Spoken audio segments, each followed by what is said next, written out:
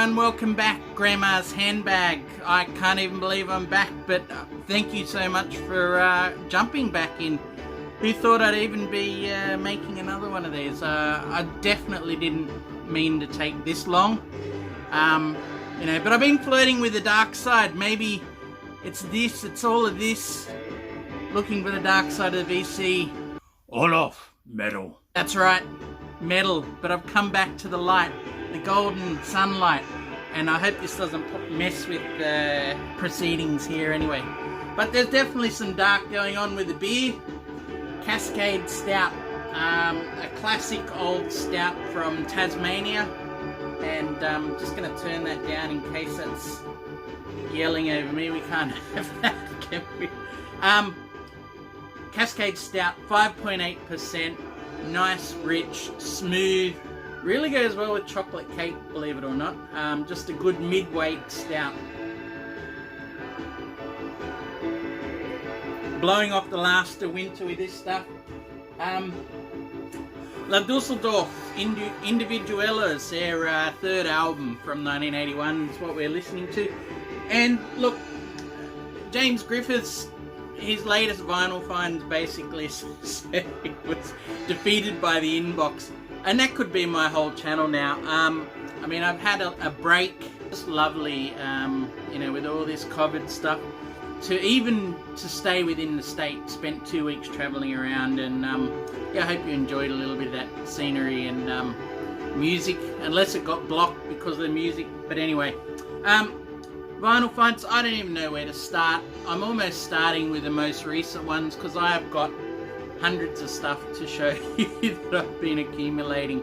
The last video, a flip video, kind of gives you an idea of that anyway. So I'm going to be scattershot all over the place.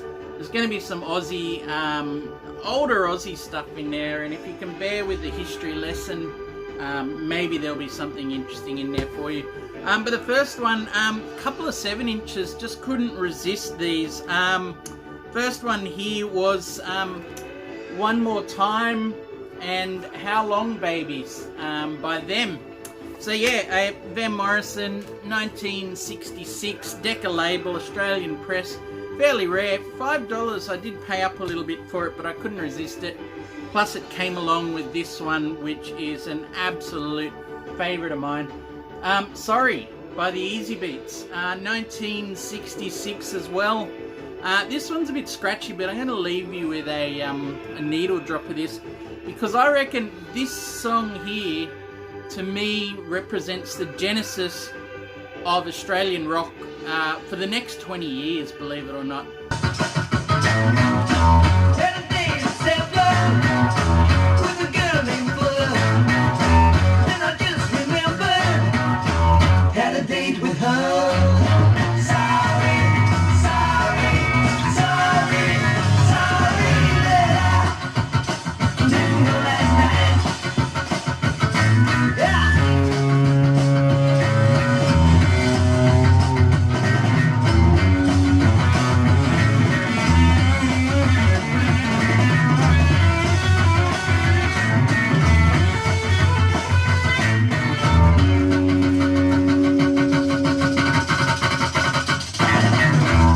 What did you reckon about that? Love that song. Just that real raw garage toughness in there. George Young, co-writer of the song, the guitarist, the driving force in a way with the Easy Beats. Obviously the older brother to Angus and Malcolm. And I think the rhythm guitar you hear on this is the kind of stuff he taught Malcolm to play with AC/DC as they took it around the world. Alright, we're going to go back to some Australian music soon, with a little bit of a history lesson if you can be bothered. Hopefully I won't bore the shit out of you guys.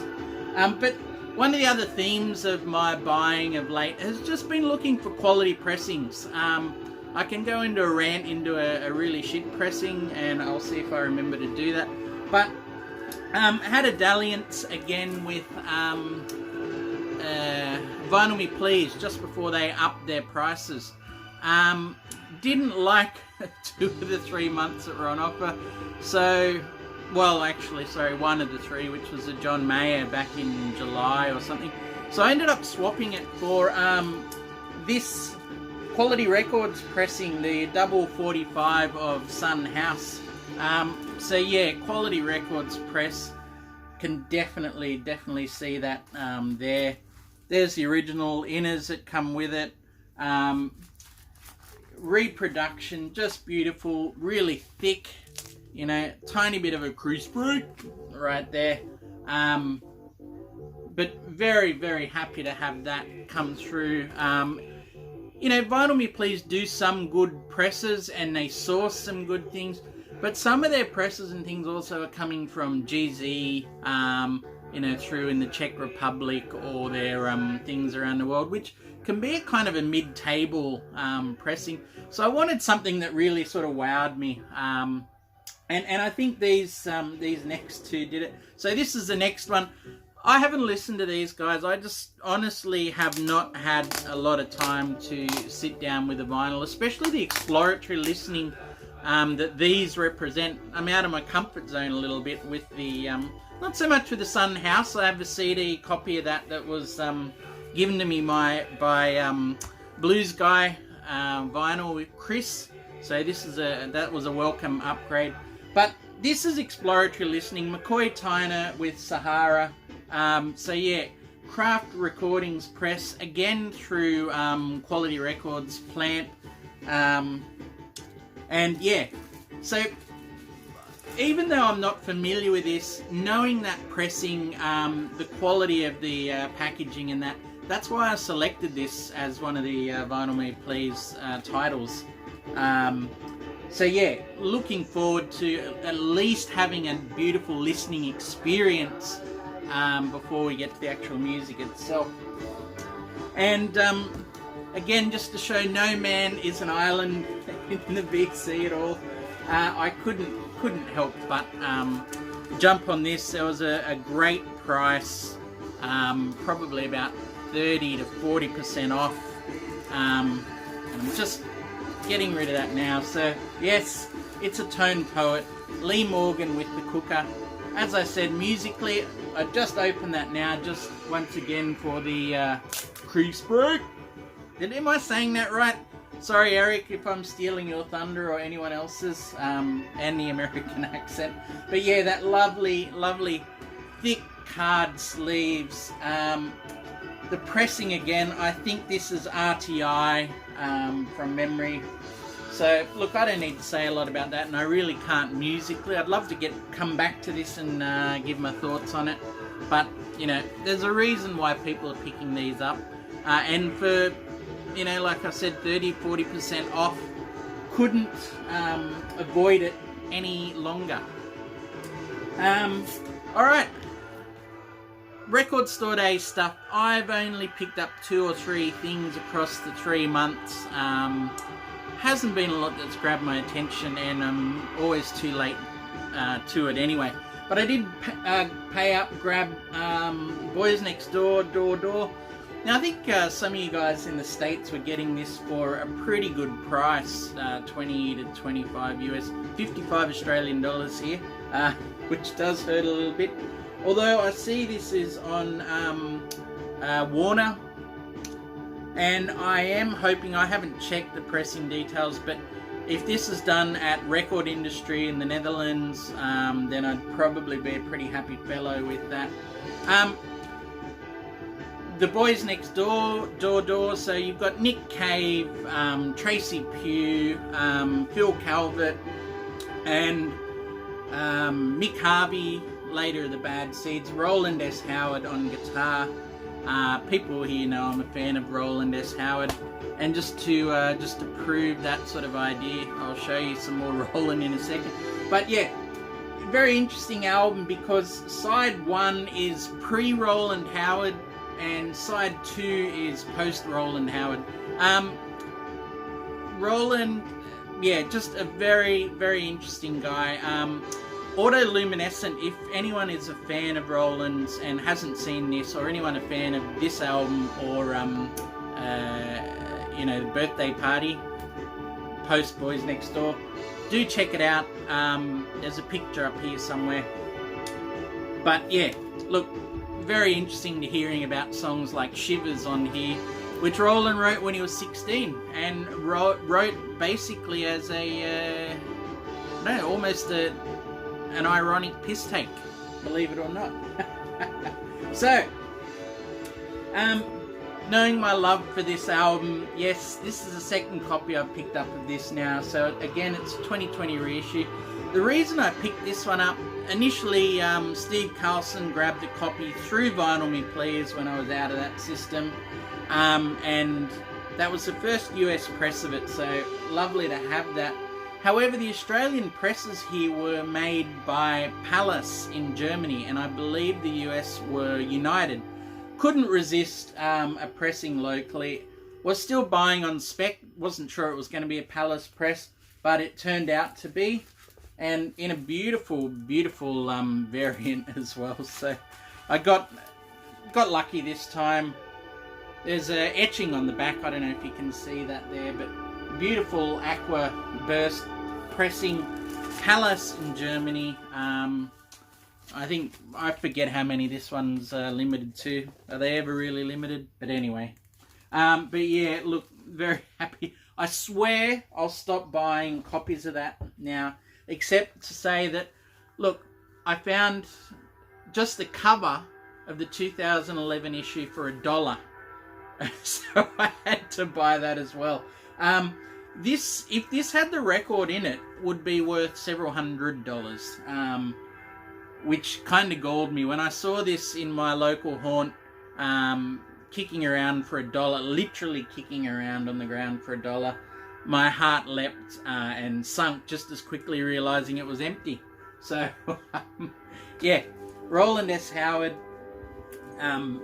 Boys Next Door birthday party. Very, very happy to have that as well. Now, to go on the other side of the almost the rock and roll divide in Australia. So with Roland S. Howard and Boys Next Door very much on the art rock, post-punk end of the spectrum, if we dive back a few years into that realm between 1966 and the Easy Beats and 1979 with the Boys Next Door, there's a couple of names I want to share with you here that sort of weave their way and become some fairly big names in the scene. And one of those names, I don't know if he's very well known, did release a couple of albums in the States, played with people like Mick Fleetwood in the Zoo and the likes of that, is Billy Thorpe. So, was reading this... these two books of his collated into one. I think he died in 2007 or 8 when they collated both these. But a rip snorter of a read. Always love a good rock biog. Some very funny stuff going on. And the early one here, Sex and Thugs and Rock and Roll, very interesting because it was, my home city, 1960s, and just a great insight into the early surf and garage scenes and things here. But this gentleman, believe it or not, very early on, Billy Thorpe was a very, very straight-looking pop entertainer. So that tape there, we're looking 1965 or so. Not the tape itself, but the music and that from where that's on. So very much beat, surf, pop.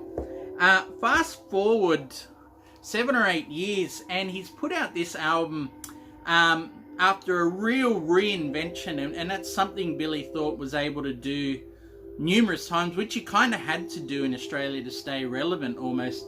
The reinvention here, and this is not a solo project, but a duo project called Thumpin' Pig and Puffin' Billy. So Puffin' Billy is actually a train down in Victoria, so he's taken that name there.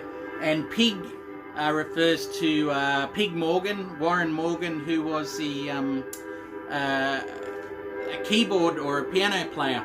So we're talking here blues rock with, piano and guitar led stuff. Very Australian looking kind of album cover. Down Under is the name of that. And love that, you know, post-psychedelic kind of 70s, early 70s inner.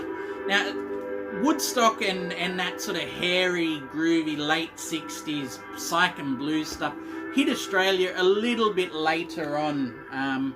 You know, 71, 72, 73 was where all that stuff sort of really took off.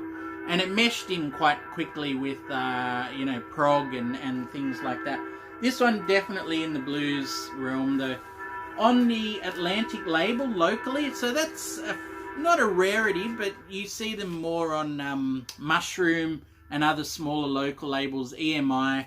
Atlantic, a little bit of an odd one to see. But anyway, this Billy Thorpe, he owed a lot of his reinvention from around about the late 60s. So early on, he had a band called the Aztecs. He took that band with him all the way through, but probably around about 68 to 69, he really started to morph into a much hairier version of the Aztecs. And the person he was really indebted to that was the guy behind here. The band here is Coloured Balls, but the artist behind it was Lobby Lloyd. So Lobby Lloyd's a name that turns up all throughout Australian music of the 60s and 70s. His early band was called the Purple Hearts. Real garage stuff, very rare, very sought after. You know, with that name, you can tell he was very much into what was happening in the UK with mod music and also drugs and that. So he was always one of the leaders, the innovators musically. This album here, I think 1974, and it's the second album by the Coloured Balls, Heavy Metal Kid. Beautiful press, well, beautiful artwork and that, by the way, for this. The pressing, I think, might still be a United Press, but it's solid enough, sounding pretty good. But anyway, Lobby Lloyd played with Billy Thorpe in the late 60s and pretty much converted him from a pop star magically into a real sort of hard-driving rocker, blues-based, psychedelic kind of guy, you know, hard-living stuff. And before Billy even got famous in that incarnation, he was off, Lobby Lloyd was off again to create his Coloured Balls. This stuff here, really good album. That whole amalgam of early 70s, you know, hard-edged, I don't know, there's glam stomp in there, there's bits of prog, there's some real soul screaming stuff all over the place, but you kind of had to be that way to capture a crowd in Australia, you know. And I want to come back to this one day. It's very niche, very small scenes, very small market demographic, so you got to be all things to everyone, which Lobby Lloyd definitely was. But yeah, this stuff, 74, great. They were basically the figureheads of a local movement or scene called Sharpies, which is something you could say is like taking the 60s mod with the late 70s skinhead. So that real kind of, yeah, almost a proto-skinhead thing. Very, you know, important how you looked and everything like that. And these guys were the pin-ups or the figureheads for that.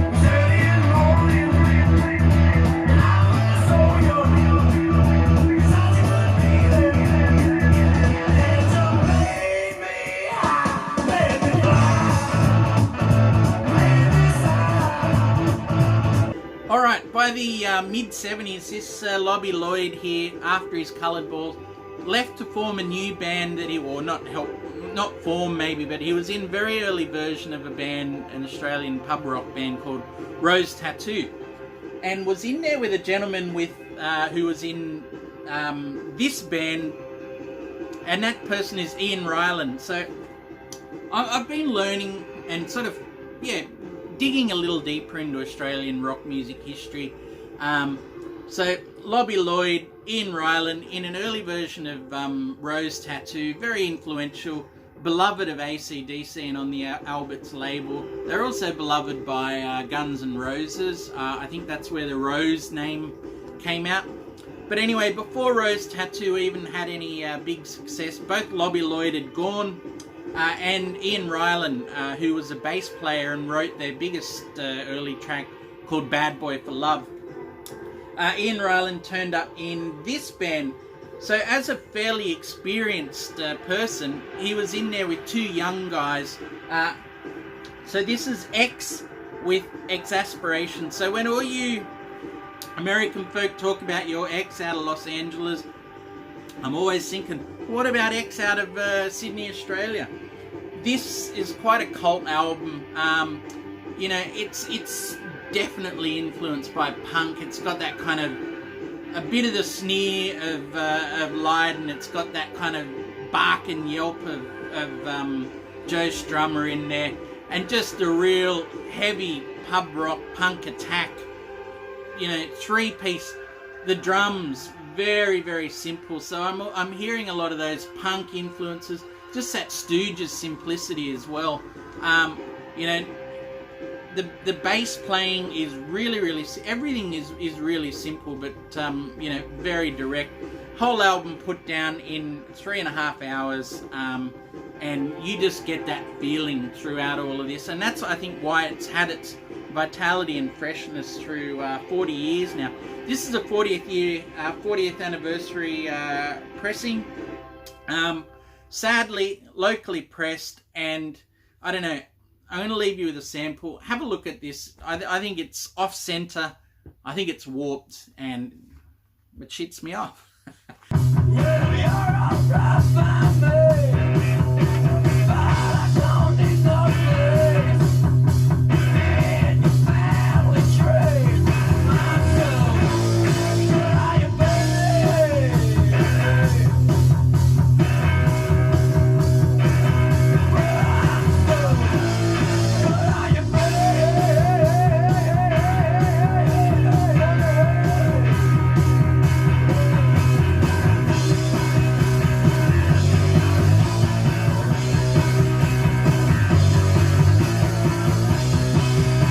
The connection also with Lobby Lloyd with this was that he ended up producing this album. Lobby Lloyd, by the early 80s, was going in to produce other acts like the Sunny Boys as well. So you can see 60s, 70s, 80s and on, Lobby Lloyd, very, very important person that worked across the decades and the scenes. Yeah, very interesting stuff. Anyway, guys, yammered on way too long here. Thank you so much for jumping in.